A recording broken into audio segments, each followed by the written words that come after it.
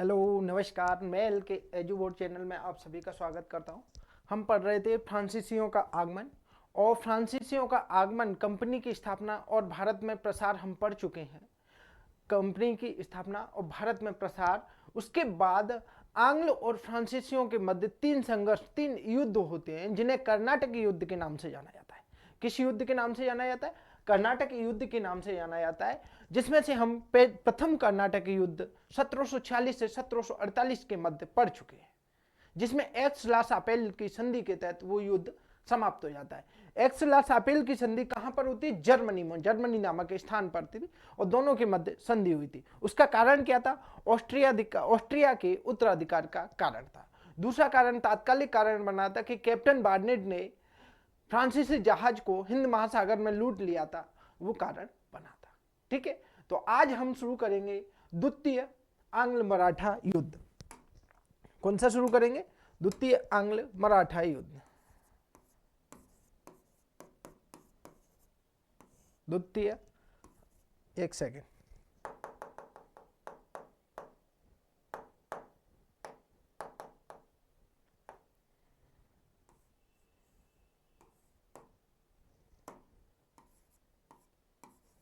द्वितीय आंग्ल मराठा युद्ध।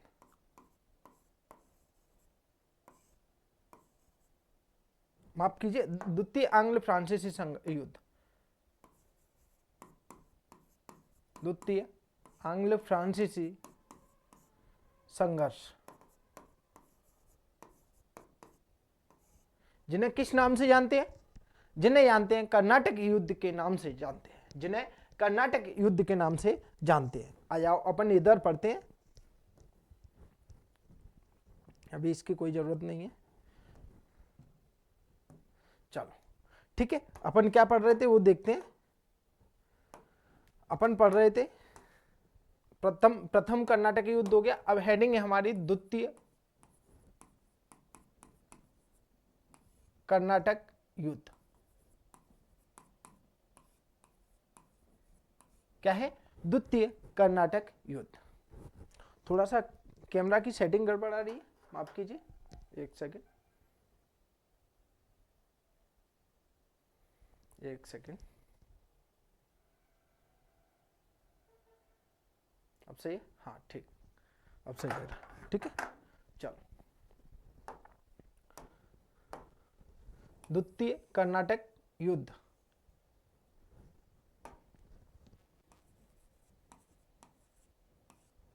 ठीक है बंधु, द्वितीय कर्नाटक युद्ध के बारे में हम पढ़ेंगे। तो सबसे पहले जान लेते हैं कि इसमें हमें पढ़ना क्या क्या है। द्वितीय कर्नाटक युद्ध में सबसे पहले तो एक पर्चा देखना है, सिंपल सा।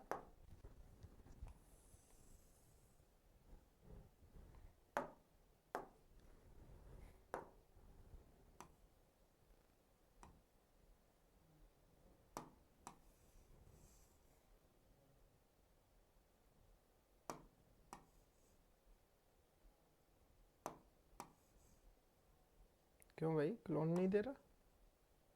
ठीक है, कोई बात नहीं, मन दो, दूसरा ले लेंगे। ठीक है, सबसे पहले इसका एक परिचय देखना है। ठीक है, परिचय देखने के बाद इसके कारण देखने हैं, इसका कारण क्या क्या थे। परिचय के बाद क्या है? इसके कारण, फिर घटनाक्रम, परिणाम, फिर क्या देखना है? घटनाक्रम देखना है। उसके बाद क्या देखना है? परिणाम देखना है। और उसके बाद क्या देखना है? संधि। जो संधि होती है, कौन सी संधि के तहत, जैसे प्रथम युद्ध में, प्रथम कर्नाटक युद्ध में कौन सी संधि हुई थी? एक्स ला सापेल की संधि। कब हुई? 1748 में। इसी तरह हमने इसमें देखना है। तो यहां देखना है, पहली बार तो देखना है, या तो परिचय लिख लो या पृष्ठभूमि लिख लो। परिचय थोड़ा सा कि कब हुआ, किसके मध्य हुआ था। दूसरा है इसके बाद कारण, क्या देखना है? कारण देखना है। तीसरा घटनाक्रम देखना है। चौथा परिणाम देखना है। और पांचवा देखना है संधि, कौन सी संधि। इस तरह से हमें पढ़ना है। ठीक है, इस तरह से हमें इसमें पढ़ना है। ठीक है ना बंधु, समझ में आ रहा है? कि हमें पढ़ना क्या क्या है वो देख लिया हमने। सबसे पहले पढ़ना हमें क्या क्या है, तो पहले डालिए आप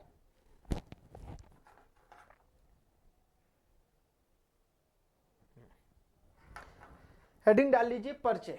क्या डालना है? परिचय।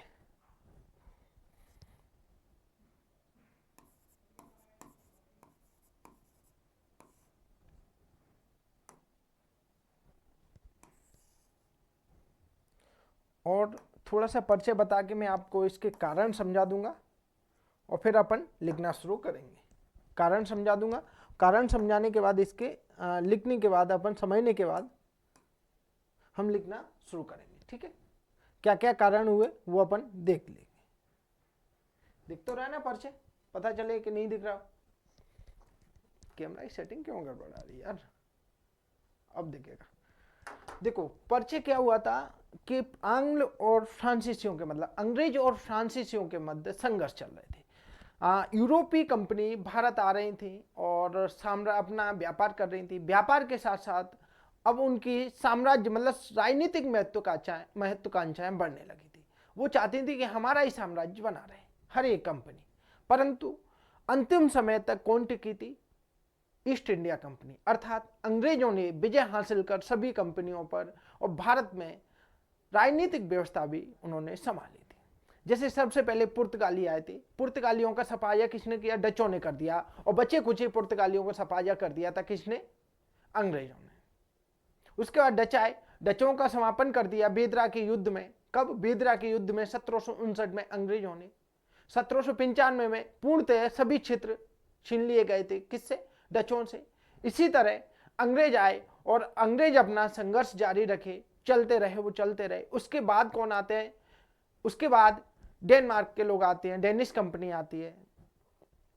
ठीक है, उसके बाद कौन आते हैं?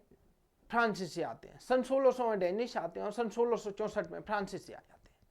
फ्रांसीसी आते हैं और फ्रांसीसियों ने अपना थोड़ा बहुत प्रभुत्व जमाया और साम्राज्य बना रहे थे। धीरे धीरे व्यापार तो चल कर ही रहे थे, धीरे धीरे अपनी बस्तियां भी बना रहे थे। जैसे कि उन्होंने देख लिया था सबसे पहले बंगाल में, उसके बाद पांडिचेरी नगर की स्थापना की थी।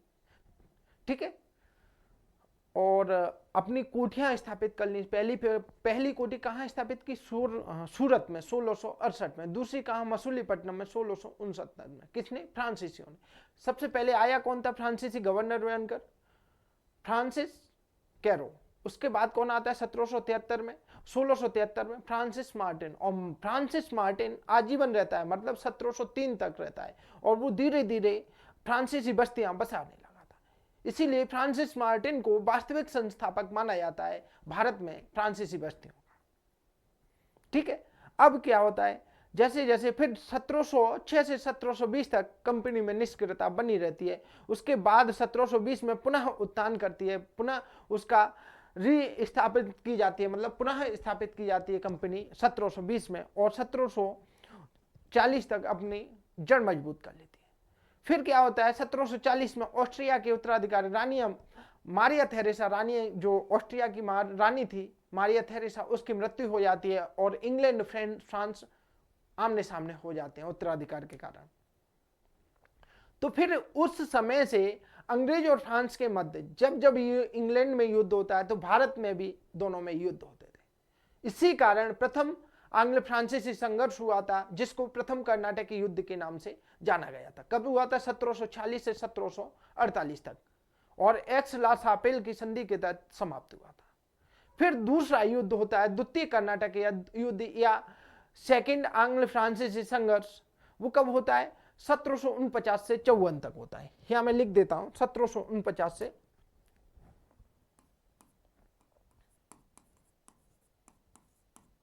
54 तक होता है। लेकिन इसमें जो कारण थे इसमें ना कि यूरोप के कारण ना होकर वो भारतीय कारण थे। भारतीय रियासतों में उत्तराधिकार के युद्ध शुरू हो गए थे, कर्नाटक और हैदराबाद में। कहां पर? कर्नाटक और हैदराबाद में उत्तराधिकार के युद्ध शुरू हो गए थे, और उन्हीं के कारण दोनों अंग्रेज और फ्रांसीसी आमने सामने आ गए थे। मैं अभी मैप के थ्रू आपको बताऊंगा कि कर्नाटक में अनवरुद्दीन शासन कर रहा था और हैदराबाद में आसफ जहां शासक कर रहा था। आसफ जहां की 1738 में मृत्यु हो जाती है। ठीक है, पहले अपन पर्चा लिख देते हैं, उसके बाद मैं कारण बता दूंगा, फिर दोनों का संघर्ष बता दूंगा। ठीक है, तो अपन पर्चा लिख लेते हैं। लिखिए, यह युद्ध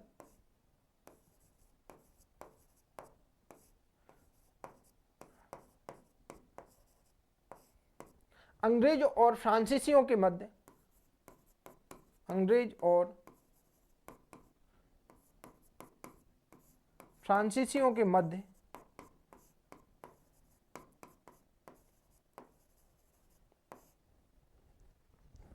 ठीक है, अंग्रेज और फ्रांसीसियों के मध्य 1749 से 1754 तक हुआ। 1749 से 1754 तक हुआ।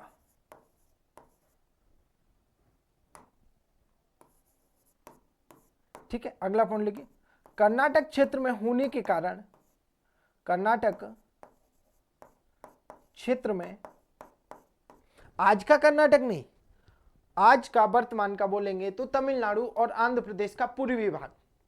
ठीक है, वर्तमान का देखेंगे तो वो तमिलनाडु और आंध्र प्रदेश का पूर्वी भाग है कर्नाटक वाला। ठीक है, तो कर्नाटक क्षेत्र में हुआ,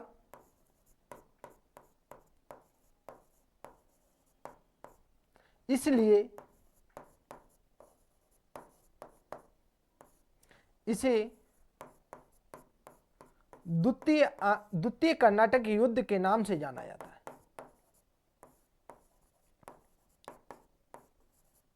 द्वितीय कर्नाटक युद्ध के नाम से जाना जाता है।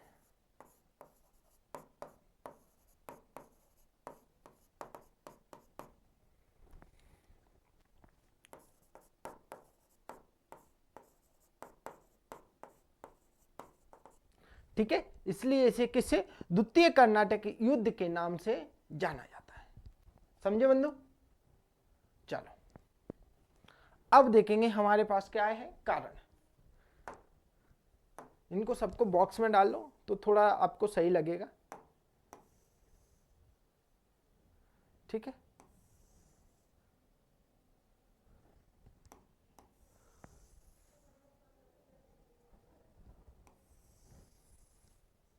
ये इस बार अब दिखने लगा ना सही से? हाँ, चलो ठीक है ना। अब अगले उस पे आ जाइए, स्लाइड पे, और यहाँ कारण लिखते हैं। हेडिंग है हमारी कारण। दिख रहा है ना? हाँ,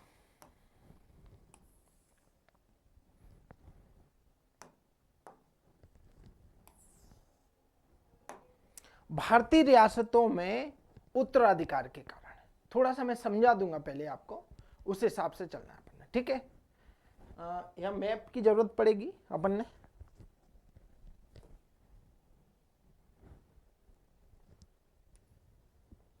ये रहा,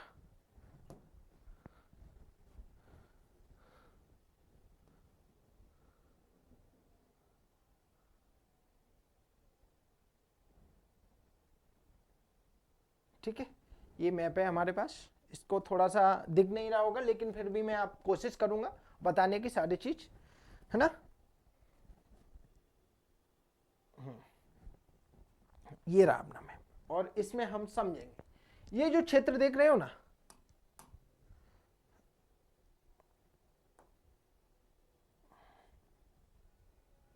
ये वाला ग्रीन ग्रीन वाला, ये वाला क्षेत्र देख रहे हो ना, ये क्षेत्र कौन सा है? ये क्षेत्र है कर्नाटक वाला क्षेत्र। कौन सा? कर्नाटक वाला क्षेत्र पूरा।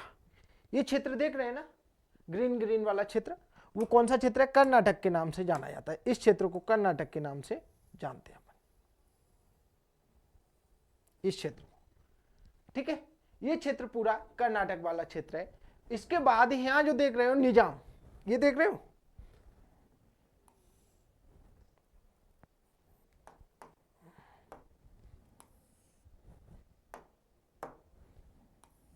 ये क्षेत्र दिख रहा है ना, निजाम है। यहाँ पर जो मैंने लिखा है ना, ये कौन है? निजाम है, मतलब हैदराबाद के निजाम है। और ये कौन है? कर्नाटक वाला क्षेत्र है। इसको जो देख रहे हैं अपन,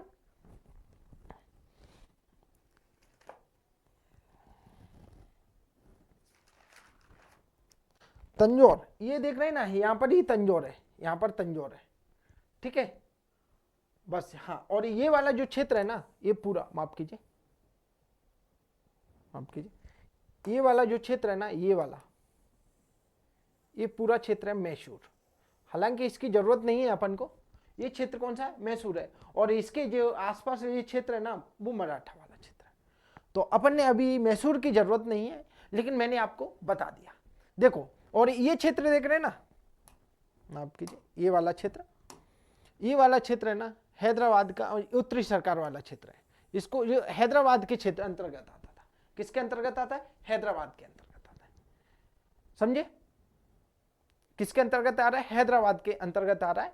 और ये क्षेत्र इस तरह से हमने देखे हैं। अब बोलेंगे सर आज का कर्नाटक और वर्तमान का ये अलग कर्नाटक, मतलब उस समय का कर्नाटक, वर्तमान का जो मैसूर वाला क्षेत्र है ना, वो आज का कर्नाटक क्षेत्र, मैसूर वाला क्षेत्र, ये वाला क्षेत्र है ना, वो आज का कर्नाटक है। लेकिन अपन उस समय के कर्नाटक की बात कर रहे हैं। अब आपको ये लिखा हुआ तो नहीं दिख रहा होगा, लेकिन मैं बता दूंगा कुछ ना कुछ, थोड़ा थोड़ा आपको बता दूंगा, ठीक है। अब क्या होता है, यहाँ कारण लिख देता हूं पहले तो, कुछ कारण है जो कि मैं लिख देता हूं, उसके बाद मैं आपको समझा दूंगा। लिखिए, हैदराबाद और कर्नाटक में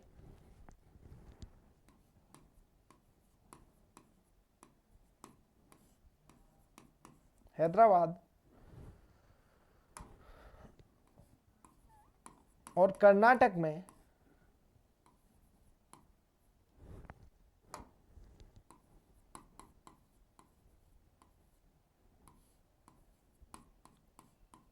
उत्तराधिकार संघर्ष, क्या है, उत्तराधिकार संघर्ष, जिसमें अंग्रेज और फ्रांसीसी, जिसमें अंग्रेज और फ्रांसीसी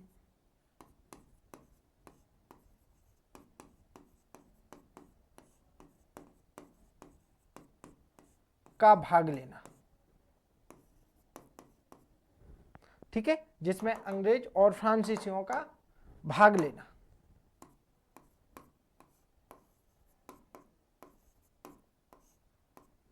ठीक है, अंग्रेज और फ्रांसीसियों का भाग लेना था।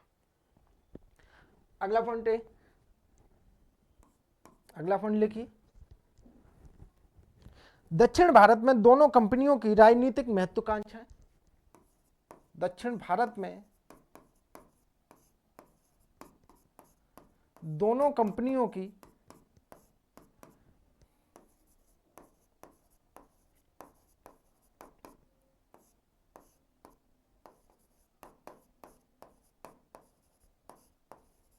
राजनीतिक महत्वाकांक्षाएं, क्या है, राजनीतिक महत्वाकांक्षाएं,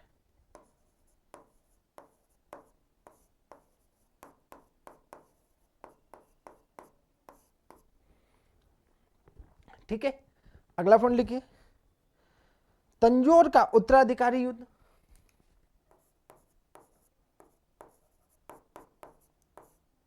तंजौर का उत्तराधिकारी युद्ध,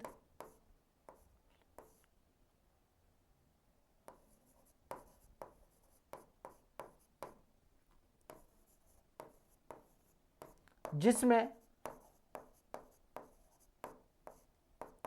फ्रांसीसियों का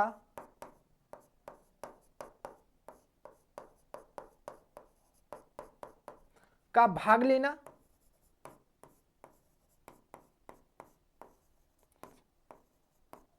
तंजौर के उत्तराधिकार के युद्ध में सिर्फ और सिर्फ फ्रांसीसियों ने भाग लिया था। ये यहां पर देखिए आप, तंजौर यहां है कहीं, यहां तंजौर है, ठीक है, यहां तंजौर वाला क्षेत्र है, और फ्रांसीसियों ने इस उत्तराधिकार के युद्ध में भाग लिया था, और फ्रांसीसियों ने इससे, यहाँ के राजा से पांडिचेरी लिया था। माफ कीजिए, एक बार तो तंजौर के उत्तराधिकार में एक बार तो कोटाई वाला, देवी कोटाई वाला क्षेत्र लिया, दूसरी बार कराईकल वाला क्षेत्र लिया था, ऐसा इसका वो था, ठीक है, भाग लेना, जिसमें 1739 में कराईकल प्राप्त किया। कब? 1739 में कराईकल।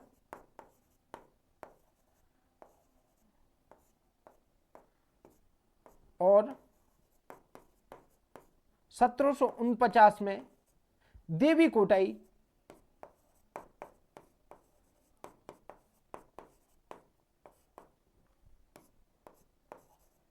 प्राप्त किया। ठीक है, क्या प्राप्त किया? देवीकोटाई प्राप्त किया 1749 में। ठीक है, समझ में तो आ रहा है? ये थे कारण। अब देखेंगे अपन कारण उत्तराधिकार के। ये तो कारण हो गए कि हैदराबाद और कर्नाटक के कारण उत्तराधिकार का कारण था, वो अपन देखते हैं।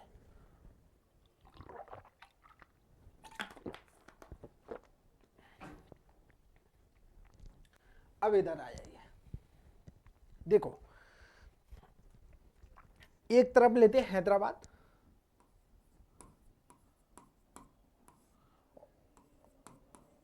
और दूसरी तरफ रखेंगे अपन कर्नाटक। ये हैदराबाद है, दिख रहा है ना? हाँ, ठीक है। यहां का शासक था आसफ जहां। शासक कौन था? आसफ जहां।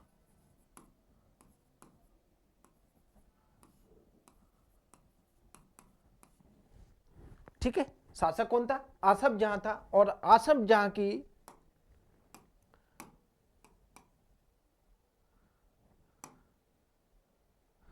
माफ कीजिए,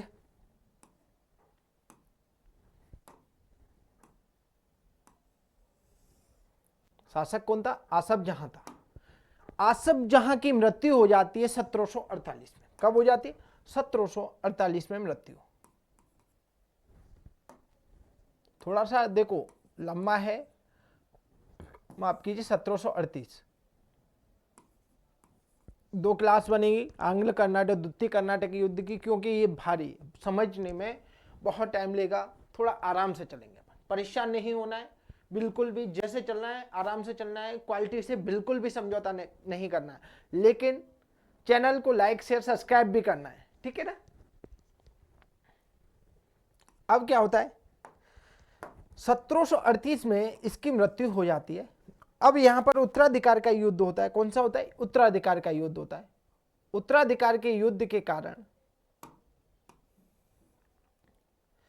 पहले इसने अपने पुत्र, क्या नाम है? अपने पुत्र नासिर जंग को उत्तराधिकारी बना दिया। और कौन बना रहा है? नासिर जंग शासक बन गया 1748 से 1740 तक। देखो कारण है ये। तो इसने उत्तराधिकारी इसकी मृत्यु होती है तो इसने उत्तराधिकारी किसको नियुक्त किया? उत्तराधिकारी नियुक्त किया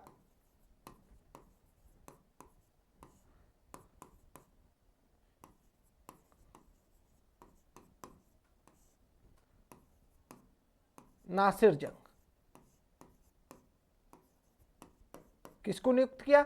नासिर जंग को नियुक्त किया था। और नासिर जंग उत्तराधिकारी बन गया था। परंतु ये था पुत्र। कौन था? उत्तराधिकारी।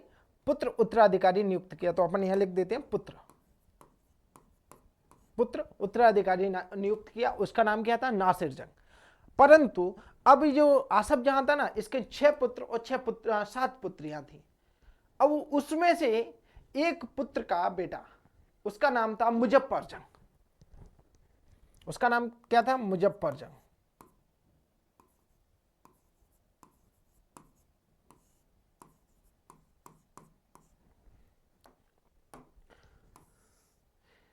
ये स्वयं को हैदराबाद का नवाब घोषित कर देता है। यहां लिख देता हूं, मुजफ्फर जंग यह स्वयं को हैदराबाद का नवाब घोषित, हैदराबाद का नवाब घोषित कर देता है।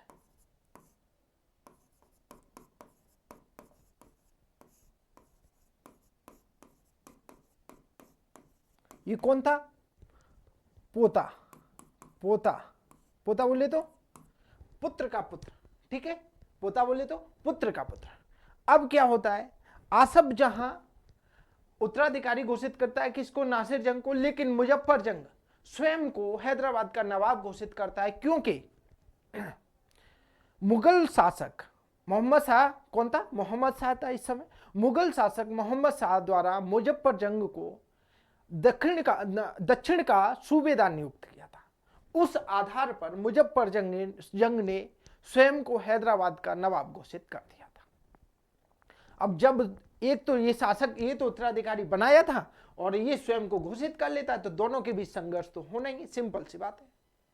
अब क्या होता है, उत्तराधिकारी नासिर जंग और इधर मुजफ्फर जंग, अब दोनों ही उत्तराधिकार का युद्ध चल रहे और अंग्रेज और फ्रांसीसी इस युद्ध में आधी रोटी पर दाल लेने आ जाते हैं। तो नासिर जंग का साथ देते हैं कौन, अंग्रेज। नासिर जंग का साथ देते हैं अंग्रेज।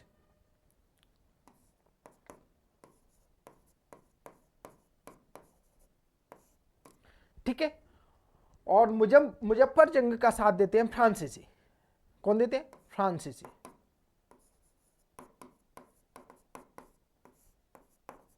मुजफ्फर जंग का साथ कौन दे रहे हैं, फ्रांसीसी दे रहे हैं। अब इन्होंने एक गुट बनते हैं। अभी इसी समय, ये तो 1738-1740 की घटना चल रही है, ठीक है, मतलब इस समय की घटना। अब इसी समय की बात है कि कर्नाटक की एक राज्य था और वहां पर अनवरुद्दीन नामक राजा शासन कर रहा था। अनवरुद्दीन नामक राजा शासन कर रहा था।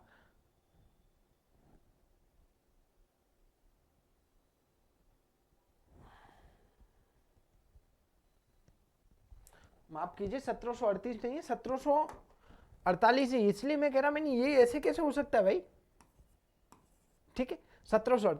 अब कर्नाटक एक राज्य था और कर्नाटक में अनवरुद्दीन नामक राजा शासन कर रहा था। कौन कर रहा था, अनवरुद्दीन, ठीक है। अनवरुद्दीन के बारे में अब देखते हैं, थोड़ा कर्नाटक के बारे में समझते हैं। इधर आ जाइए, यह कर्नाटक, कर्नाटक प्रांत, ठीक है, और इसकी राजधानी थी अर्काट। कर्नाटक की राजधानी कहां थी, अर्काट थी। यहां पर शासन कर रहा था कौन, अनवरुद्दीन। बढ़िया शासन कर रहा था, कोई समस्या नहीं थी, अपने राज्य में दखल अंदाजी नहीं चाहता था कौन, अनवरुद्दीन। परंतु प्रथम कर्नाटक युद्ध में हस्तक्षेप करने के कारण ये भी उस युद्ध में फंस गया। किसमें, उत्तराधिकारी के संघर्ष में फंस गया था, क्योंकि इसका बहनोई चंदा साहेब शासक बनना चाह रहा था। किसकी जगह, अनवरुद्दीन की जगह। अनवरुद्दीन की जगह चंदा साहेब शासक बनना चाह रहा था, ठीक है। अनवरुद्दीन की जगह कौन बनना चाह रहा था, चंदा साहेब बनना चाह रहा था। तो लिख देते हैं,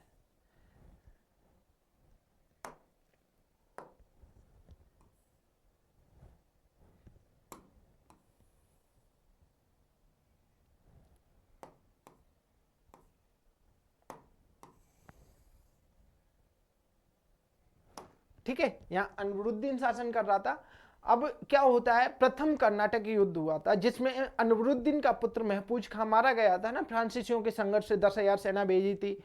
सेंट थोमे का युद्ध हुआ था 1748 में। तो अनवरुद्दीन भी फ्रांसीसियों से बदला लेना चाह रहा था और इसका जो बहनोई था चंदा साहेब अनवरुद्दीन का, वो अनवरुद्दीन को हटाकर कर्नाटक का शासक बनना चाह रहा था। तो यहां लिखेंगे, देखो यहां लिखेंगे अपन चंदा साहेब,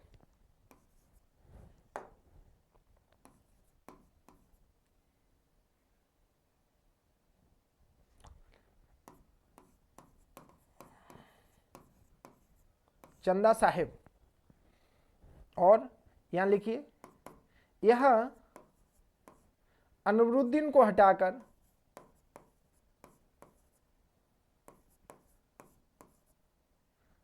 इधर नहीं लिखना चाहिए, इसको इधर लिखेंगे क्योंकि अपन एक साइड लिखेंगे। चंदा साहेब इधर लिखिए,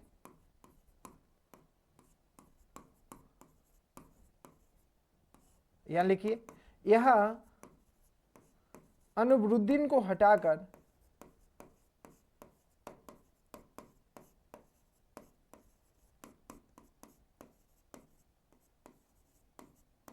कर्नाटक का नवाब बनना चाह रहा था।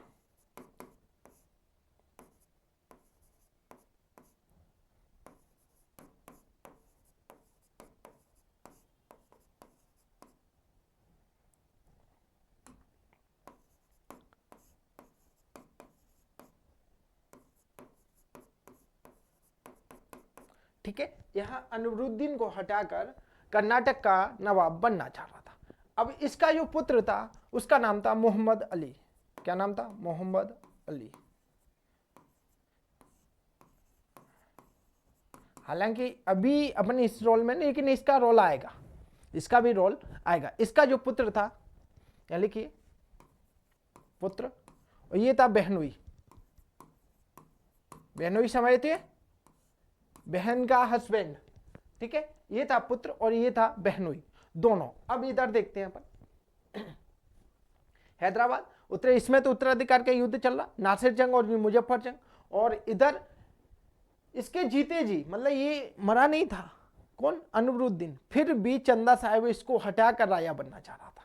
समझ में आ गए? अब क्या होता है, इधर हमने देखा था कि नासिर जंग का साथ कौन दे रहे थे? अंग्रेज दे रहे थे। और मुजफ्फर जंग का साथ कौन दे रहे थे? फ्रांसीसी दे रहे थे। इधर इसी तरह जो चंदा साहिब है, इसका साथ देंगे फ्रांसीसी। कौन देंगे? फ्रांसीसी। यहां कोष्टक में लिख देता हूं, इसका साथ देंगे फ्रांसीसी। ठीक है, और इसका साथ कौन देंगे? अंग्रेज।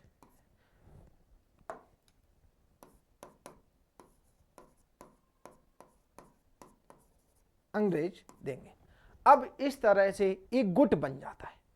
एक तो इधर की समस्या, दूसरी इधर की समस्या। अब क्या है, एक गुट, दो गुट बन गए थे। कैसे? दो दल बन गए थे। देखना कैसे, इस तरह यहां पर लिखना, इन दोनों उपयुक्त दोनों घटनाओं के कारण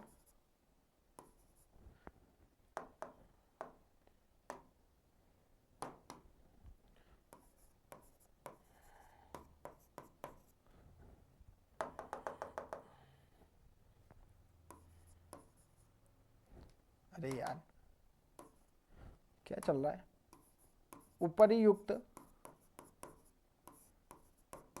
दोनों घटनाओं के कारण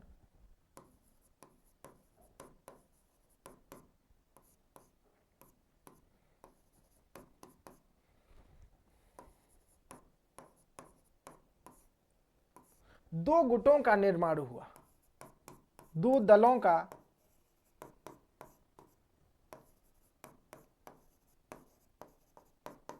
निर्माण हुआ। ठीक है, दो दलों का निर्माण हुआ। अब दो दल कौन कौन से, वो अपन यहां देख लेते हैं। Number 1, FMC। FMC का मतलब है फ्रांसीसी, मुजफ्फर जंग और चंदा साहिब। फ्रांसीसी, मुजफ्फर जंग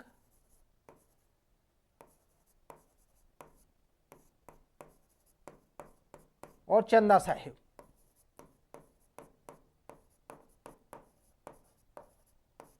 ठीक है, FMC फ्रांसीसी, मुजफ्फर जंग और चंदा साहिब। दूसरा बनता है, इधर देखिए दूसरा कौन सा बन रहा है? दूसरा बन रहा है अंग्रेज, नासिर जंग और मोहम्मद अली, ANM। कौन सा बन रहा है? ANM। दूसरा कौन बन रहा है? ANM। ठीक है, दूसरा कौन सा बना है? ANM। इसमें लिखिए अंग्रेज, नासिर जंग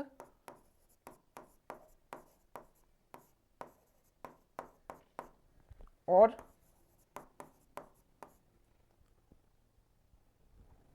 मोहम्मद अली, या अली मोहम्मद, कुछ भी बोल सकते हैं अपन। ठीक है, दूसरा कौन सा बन रहा है? अली मोहम्मद, या मोहम्मद अली, या अली मोहम्मद।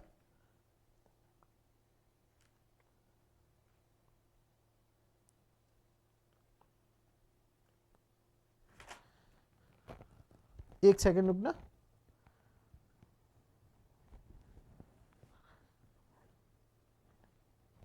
ठीक है, मोहम्मद अली, समझे, मोहम्मद अली लिख लिया।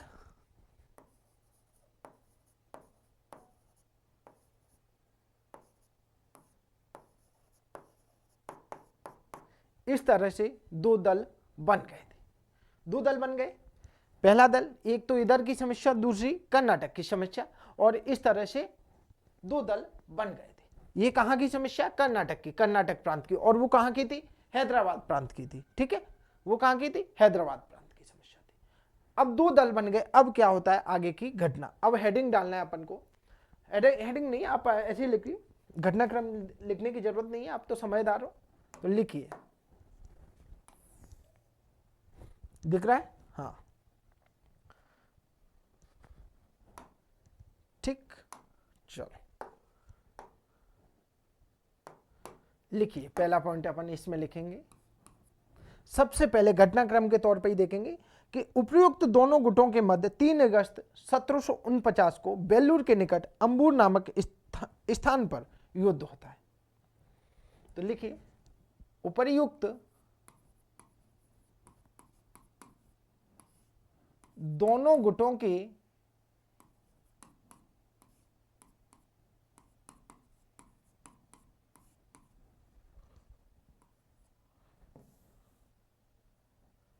उपर्युक्त दोनों गुटों के मध्य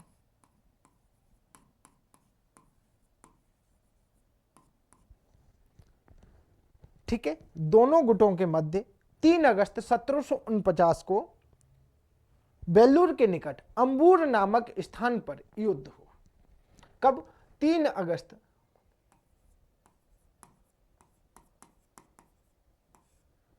अगस्त 1749 को यहीं से युद्ध की शुरुआत होती है। ठीक है, यहीं से युद्ध की शुरुआत होती है। 1749 को वेल्लूर के निकट, दिख रहा है, वेल्लूर के निकट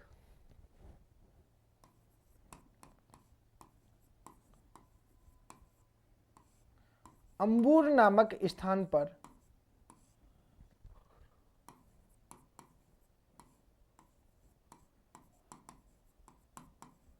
युद्ध हुआ। कहां युद्ध हुआ था? अंबूर नामक स्थान पर हुआ था। और यही घटनाक्रम है ना, यहीं से अपन, हेडिंग है हमारी घटनाक्रम। मान के चलो, आप फिर परेशान रहोगे, बोले सर घटनाक्रम लिखा या नहीं। ठीक है,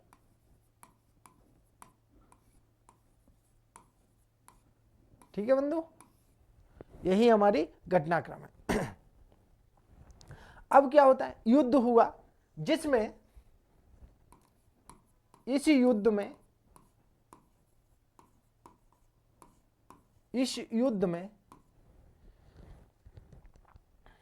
इस युद्ध में अनवरुद्दीन मारा जाता है।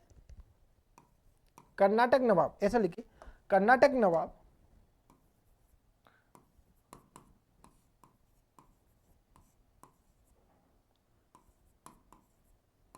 अनवरुद्दीन मारा जाता है।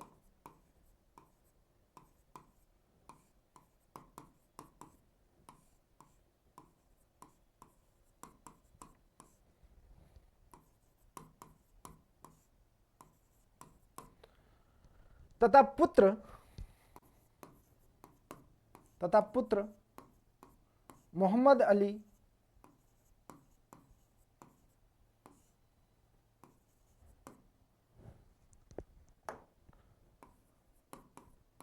अर्काट को छोड़, अर्काट क्या थी? राजधानी थी, किसकी? कर्नाटक की।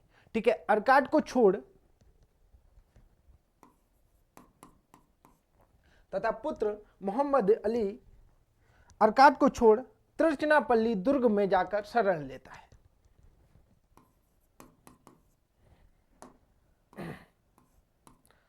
त्रिचनापल्ली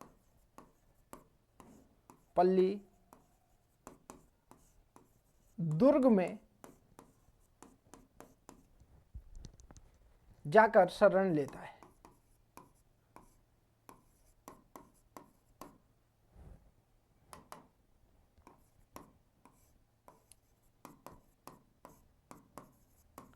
ठीक है, क्या होता है, एक युद्ध होता है, कहाँ का, अंबूर का युद्ध होता है। कौन सा युद्ध होता है, बेल्लूर, अंबूर का, ठीक, अंबूर नामक स्थान पर बेल्लूर के निकट, ठीक है।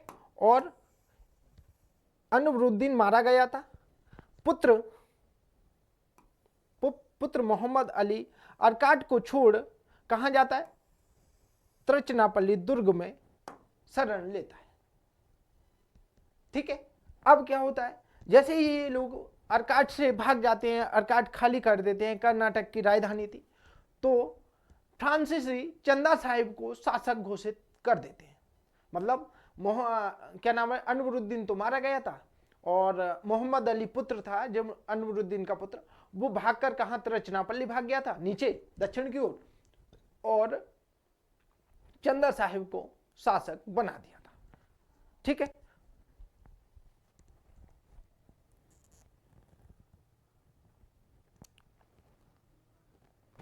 ठीक है,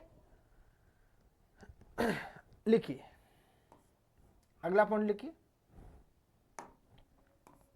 शरण लेता है। आगे लिखिए, मोहम्मद अली का पीछा, मोहम्मद अली का पीछा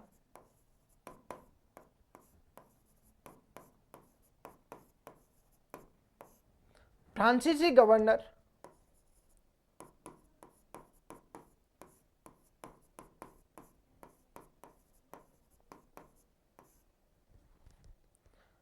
डुप्ले द्वारा किया गया था, डुप्ले द्वारा किया गया, ठीक है। किसके द्वारा किया गया था, डुप्ले द्वारा किया गया था। किसका, मोहम्मद अली का पीछा, कहां, त्रिचनापल्ली वाले दुर्ग में, ठीक है। अगला पॉइंट लिखिए, अंबूर के युद्ध के बाद,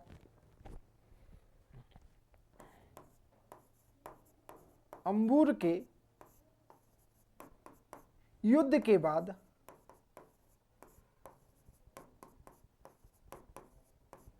फ्रांसीसियों का प्रभाव बढ़ा, फ्रांसीसियों का प्रभाव बढ़ा,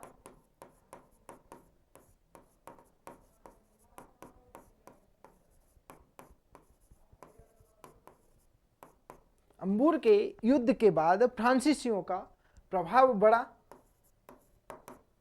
ठीक है। किसका प्रभाव बढ़ गया, फ्रांसीसियों का प्रभाव बढ़ा। तब अंग्रेजों के उकसाने पर, अब क्या होता है, अब देखो ये हैदराबाद की कहानी नहीं थी, ये थी कहां की, कर्नाटक की। अब क्या होता है, दो गुट थे, एक तो अंग्रेजों के नेतृत्व में, दूसरा फ्रांसीसियों के नेतृत्व में। जो अंग्रेजों के नेतृत्व में था उसमें कौन कौन थे, बताओ आप, ANM अंग्रेज, नासिर जंग, मोहम्मद अली। फ्रांसीसियों के नेतृत्व में कौन थे, फ्रांसीसियों में थे FMC मतलब चंदा साहब, ठीक है। C का मतलब चंदा साहब, M का मतलब मुजफ्फर, और F का मतलब फ्रांसीसी। तो FMC और ANM दो गुट बन गए थे। अब क्या होता है, अब ANM गुट सक्रिय होगा। अंग्रेजों के उस उकसाने पर नासिर जंग अर्काट का घेरा डालता है, अर्काट पर आक्रमण कर देता है। तो अब आगे लिखिए, अंग्रेजों के उकसाने पर नासिर जंग ने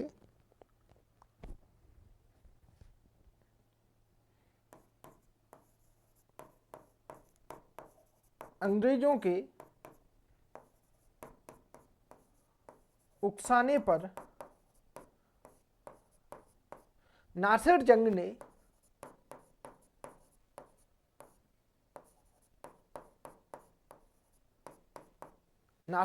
ने कर्नाटक पर अधिकार किया, कर्नाटक पर अभियान किया,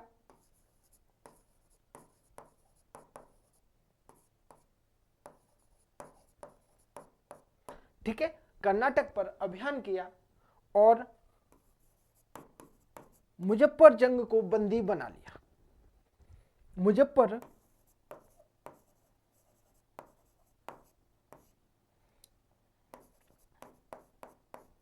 जंग को बंदी बनाया गया, बंदी बना लिया, ऐसा लिखिए। समझ में आ गया ना कि हैदराबाद से नासिर जंग के नेतृत्व में अभियान किया गया था और मुजफ्फर जंग को बंदी बना लिया था। थोड़ा इनको ध्यान रखना, बड़ी मेहनत से बहुत आराम से आपको पढ़ाया जा रहा है, ठीक है। ये सारी चीजें कर्नाटक वाला क्षेत्र देखो, यहाँ से ये अर्काट वाला क्षेत्र है अपना, यहाँ हम यहाँ पर अर्काट है, मान के जो ये अर्काट वाला क्षेत्र है, अर्काट से तिरुचिनापल्ली की ओर आगे बढ़ता है नीचे, ठीक है। कौन तिरुचिनापल्ली आ जाता है, कौन आ जाता है, मोहम्मद अली। अब क्या होता है, आगे बढ़ चलते हैं, बंदी बना लिया था किसको, मुजफ्फर जंग को। अगली स्लाइड पे आ जाइए। अब मुजफ्फर जंग को बंदी बनाया तो फ्रांसीसियों ने मुजफ्फर जंग को छुड़ाने के लिए कुछ ना कुछ तो करेंगे, क्योंकि वो उनके दल का है, सीधी सी बात है, दोनों में समझौता हुआ था, गुट बने थे, तो मुजफ्फर जंग को छुड़ाया जाता है। लिखते हैं आगे, मार्च 1750 में कौन से बिलिंगुल का युद्ध होता है, यहां पर बंदी बनाते हैं ना, तो मार्च 1750 में बिलिंगुर के युद्ध में बंदी बनाया जाता है। किसमें, 1700, यहां लिख लेना आप, 1750 के बिलिंगुर के युद्ध में, ठीक है, युद्ध में, कौन से, बिलिंगुर के युद्ध में बंदी बनाया जाता है। अब क्या होता है, आगे चलते हैं। परंतु डुप्ले और अफगान सहयोग, डुप्ले जो कुर्नूल और सवानूर वाला क्षेत्र था कर्नाटक में, कुर्नूल और सवानूर वाला क्षेत्र है, वहां पर अफगानी छोटी छोटी बस्तियों में शासन कर रहे थे, कुर्नूल और सवानूर में। तो लिखिए, परंतु डुप्ले और अफगान सहयोग, अफगान और कोष्टक में लिखना है कुर्नूल और सवानूर, तो लिखते हैं अपन, परंतु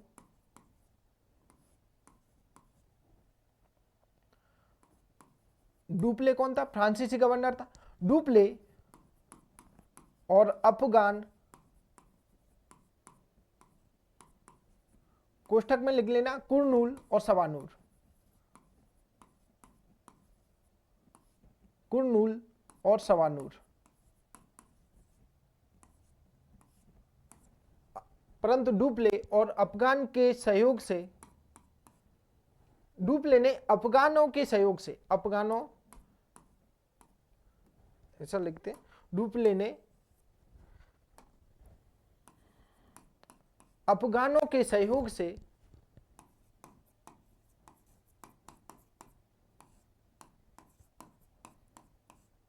मुजफ्फर जंग को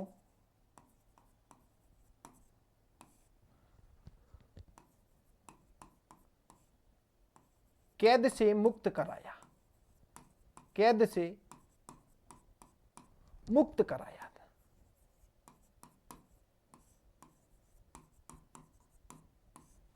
ठीक है। डुप्ले ने अफगानों के सहयोग से मुजफ्फर जंग को कैद से मुक्त कराया गया, और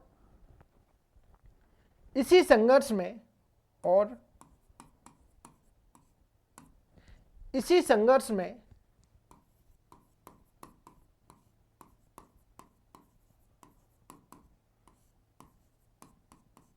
नासिर जंग मारा जाता है।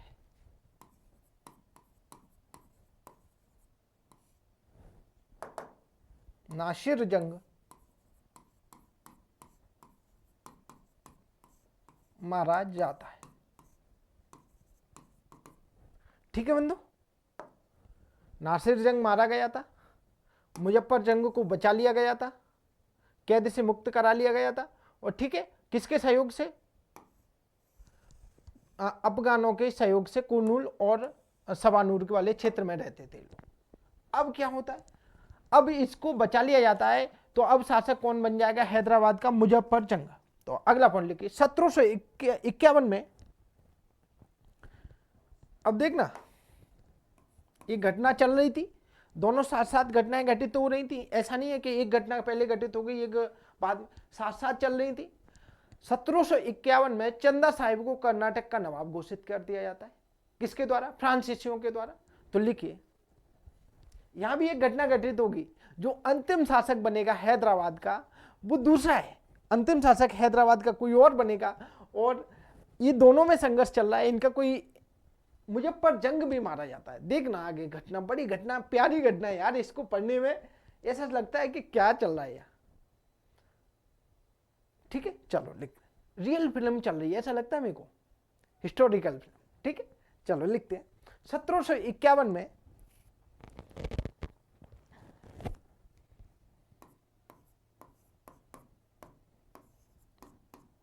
डुप्ले ने 1751 में डुप्ले ने चंदा साहिब को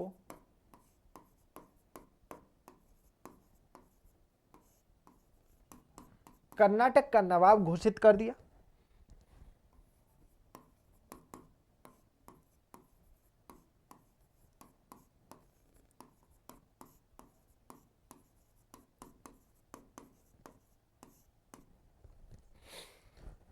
घोषित कर दिया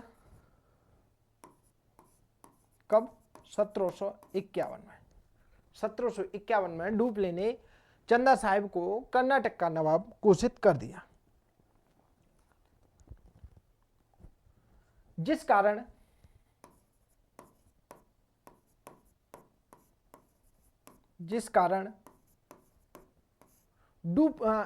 चंदा साहिब ने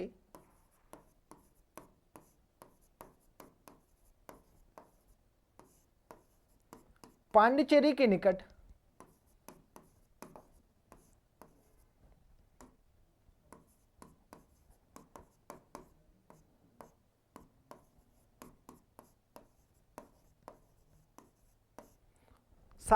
डुप्ले को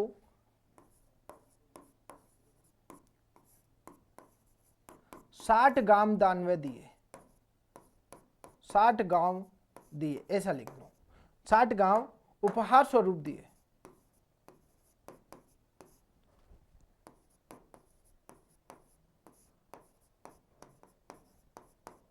समझे?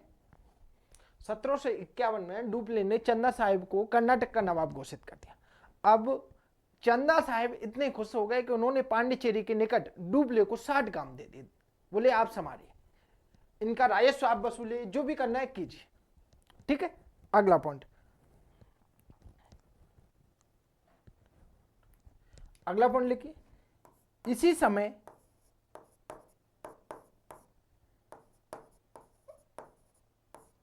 1751 में ही 1751 में ही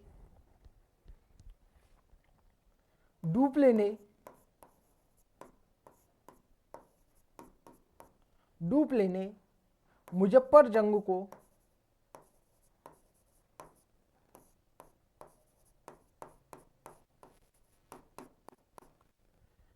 हैदराबाद का नवाब घोषित कर दिया।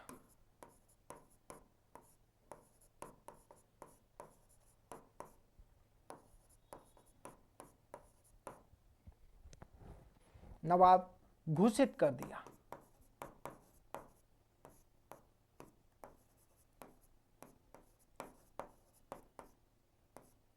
और यही फ्रांसीसियों की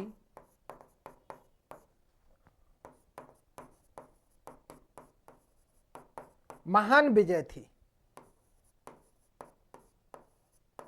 यही फ्रांसीसियों की महान विजय थी। ठीक है, यही फ्रांसीसियों की महान विजय थी। इधर आइए, अब देखते हैं। नासिर जंग चला गया। ठीक है, 1750 के समथिंग मुजफ्फरजंग को हैदराबाद का नवाब घोषित कर दिया। किसने? फ्रांसीसियों ने। इधर आइए, मोहम्मद अली चंदा साहिब, देखो क्या हो गया, अनवरुद्दीन मारा गया था। अनवरुद्दीन मारा गया था अंबूर के युद्ध में। मोहम्मद अली भागकर कहां चला जाता? तिरुचिरापल्ली। और तिरुचिरापल्ली इधर 1751 में चंदा साहिब को शासक घोषित कर दिया था। किसने? फ्रांसीसियों ने। अब किसकी बाबा हो रही थी? फ्रांसीसियों की। मतलब सबसे महान विजय। अब मतलब युद्ध में जीत कौन रहे थे? अभी तक फ्रांसीसी जीत रहे थे। कौन जीत रहे थे? फ्रांसीसी जीत रहे थे। अब आइए आगे।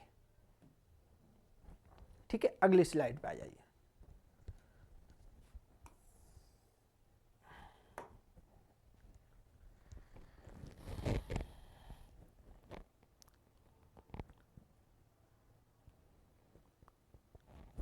अब क्या हो गया? मुजफ्फर जंग शासक बनता है तो उसने फ्रांसीसियों को कुछ छूट प्रदान की थी, कुछ अधिकार दिए थे। किसको? फ्रांसीसियों को दिए थे। लेकिन जो अफगान थे ना, मुजफ्फर जंग ने अफगानों को कुछ नहीं दिया था, इसलिए अफगान नाराज हो जाते हैं और मुजफ्फर जंग की हत्या कर देते हैं। वो मुजफ्फर जंग की हत्या कर देते हैं। तो लिखिए, मुजफ्फर जंग निजाम बनने के बाद, ऐसे लिखिए, निजाम बनने के बाद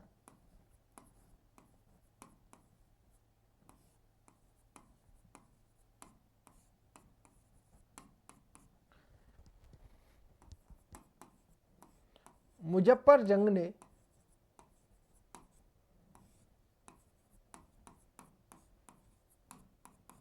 डुप्ले को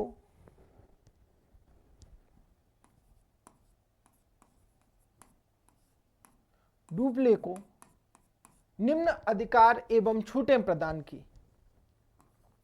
निम्न अधिकार एवं छूटें प्रदान की।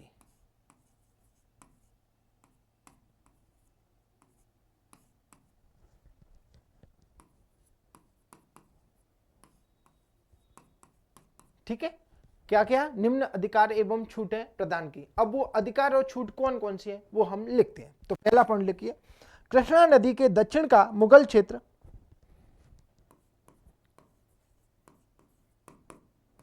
कृष्णा नदी के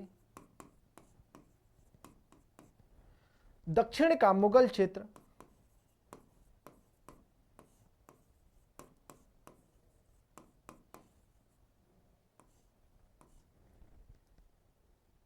मुगल क्षेत्र डुप्ले को दिया।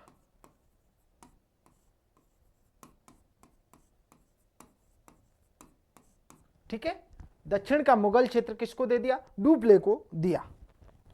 इस प्रकार डुप्ले कर्नाटक का अप्रत्यक्ष नवाब बन गया था।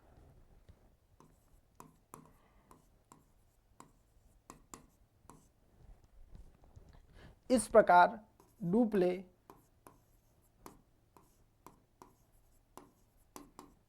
कर्नाटक का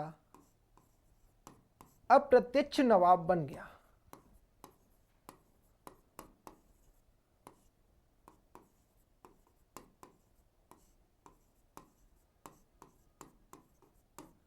ठीक है,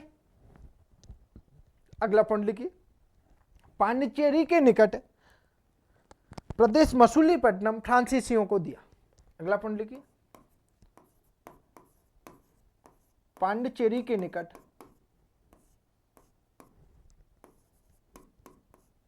क्षेत्र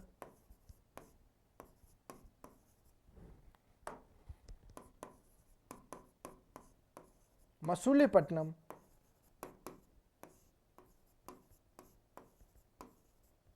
फ्रांसीसियों को दिया।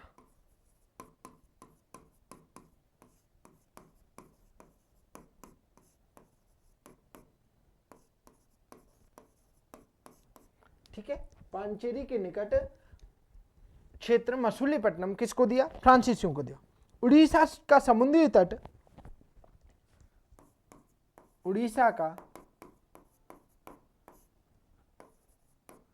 समुद्री तट, कोष्ठक में लिखना उत्तरी सरकार, मैंने हवेल दिखाया ना मैप में, उत्तरी सरकार फ्रांसीसियों को दिया।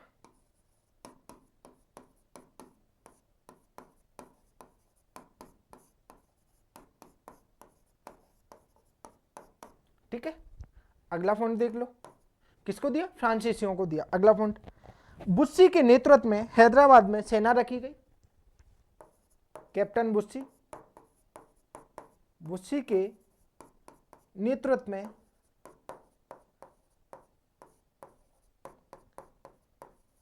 हैदराबाद में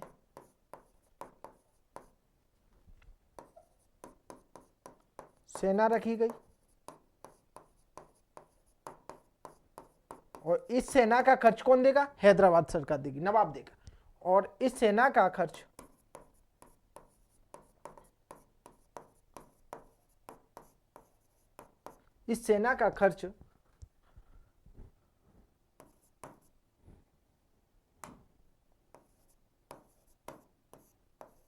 नवाब देगा। कौन देगा? नवाब देगा। इस सेना का खर्च कौन देगा? नवाब देगा। जिस कारण नवाब कैसा हो गया? कठपुतली का शासक बन गया था। जिस कारण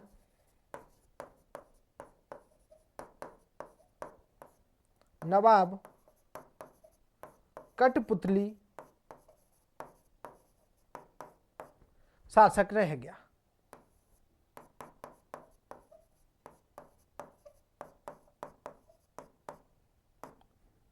ठीक है। अब कहा जाता है ना कि सहायक संधि की शुरुआत सर्वप्रथम डुप्ले की थी। और कहां से की? यहीं से की थी। यही है कि सहायक संधि इस तरह से कि अंग्रेज सेना, मतलब अंग्रेजों की सेना रखेगा और उसका खर्च कौन देगी? नवाब देगा। तो अंग्रेजों की रिजर्व सेना बन गई है। ठीक है। तो सहायक संधि की शुरुआत सर्वप्रथम भारत में किसने की? डुप्ले ने की। लेकिन उसे पूर्ण रूप से लागू किया था बेलेजली ने, और वो भी हैदराबाद पे ही किया था सबसे पहले। ठीक है। चलो अब क्या होता है? अब ये घटना ने ये घटना के कारण निजाम ने डुप्ले को तो प्रसन्न कर दिया, परंतु जो अफगान थे कर्नूल और सवानूर के, उनको कौन प्रसन्न करेगा? उनके लिए कुछ नहीं दिया था। उस कारण जिस कारण उन्होंने क्या कर दिया था? विद्रोह कर दिया। और विद्रोह करने के कारण मुजफ्फर जंग मारा जाता है और अगला व्यक्ति शासक बनता है। तो आज हम यहां तक ही पढ़ेंगे। कल अगली क्लास में आगे इसको कंप्लीट करेंगे। जाने से पहले चैनल को लाइक शेयर सब्सक्राइब जरूर करना है, अपना फीडबैक देना है। कुछ समाधान जैसे आप बता सकते हो संशोधन के सर, इसमें ये संशोधन करके बताइए, आप इस तरह से पढ़ाइए, तो वो भी बताना आपको उचित लगे। जैसा जो भी लगे फीडबैक अवश्य देना। तो मिलते हैं कल। जय हिंद, जय भारत।